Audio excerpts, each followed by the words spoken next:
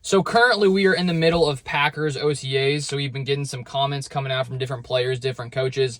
And in this video, I want to talk about Eric Stokes, who's had a tough past couple seasons, mainly due to all the injuries he suffered. In 2022, it was his foot injury, had some, Liz Frank problem. Then that gets repaired. And then this past season, 2023, he deals with lots of hamstring issues, which allowed him to only play in about 3 games. And so now for Eric Stokes, it's a massive season because he's entering the final year of his rookie deal. It's going to be his 4th season with the Packers. The Packers decided not to exercise the 5th-year option for Eric Stokes, which makes sense because why are you going to pay a guy and give him that guaranteed 5th-year option when you're not sure if he's going to stay healthy and if he can even get back to the way that he was playing in his rookie year when he had a very, very good season as a rookie cornerback in Green Bay. And I want to read to you this quote from Matt LaFleur from a couple days ago.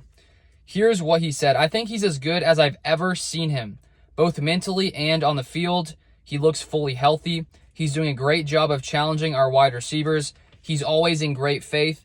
I think you see that personality is back. He's had a chance to really develop his body. He looks in great shape. I think the play says the same." So that's some very high praise from Matt LaFleur, who, I think when you look at Eric Stokes, we have been wondering if he can get back to that rookie form and if he can play as he once did earlier in his career. And I think that's the hope for the Packers going into 2024. And you look at the Packers in their 2024 draft, they did not draft a cornerback until the 7th round. And so, while I think it could have made sense to draft a quarterback early, they decided to wait. And I think that when you look at, you got Jair Alexander on one side, you got Eric Stokes or Carrington Valentine on the other side. And part of me was thinking there may be some kind of battle there between Carrington and Eric Stokes. And so far in OTAs, it looks like Eric Stokes has been out there with the ones on defense. So it looks like they're giving him the opportunity to get that spot back. And I think if he stays healthy, he could become or could play as he did in his first season. So to hear Matt LaFleur saying that, it sounds like Eric Stokes is on the right track, sort of looking as good as he has in a long time, according to Matt LaFleur. And I think the big question really is the injuries. In this offseason, both him and Christian Watson went to UW-Madison to work with some specialists to try to figure out, what was causing lots of their injuries, both of them dealing with hamstring injuries.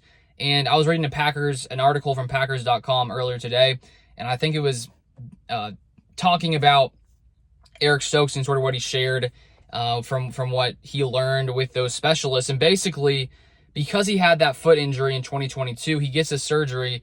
And the belief it seemed from doctors was that his foot was not fully strong, and because of that, it led to his hamstring to continue to flare up. So it sounds like he's been trying to strengthen that foot and strengthen himself overall so that he doesn't suffer those same injuries in 2024.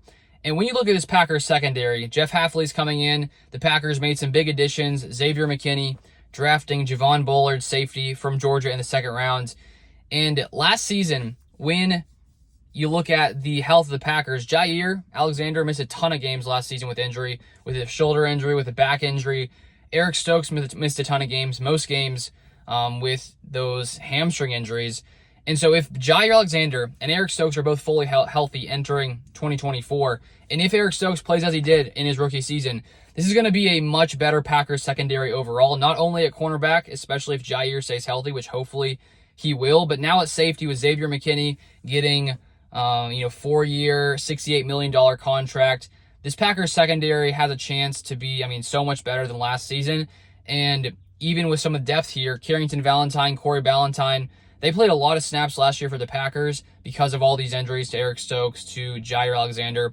And so hopefully they won't have to play quite as much if those guys can stay healthy. And we'll see with Carrington Valentine, because I think he's going to compete, I think, with Eric Stokes for that second outside safety spot. And I wouldn't say for sure Stokes has it. We'll have to watch during training camp. But right now, it's just great news to hear Eric Stokes looking good and looks pretty healthy right now, at least at this time. So that is it for this video. If you want Packers content, feel free to subscribe down below, and I'll see you guys next time.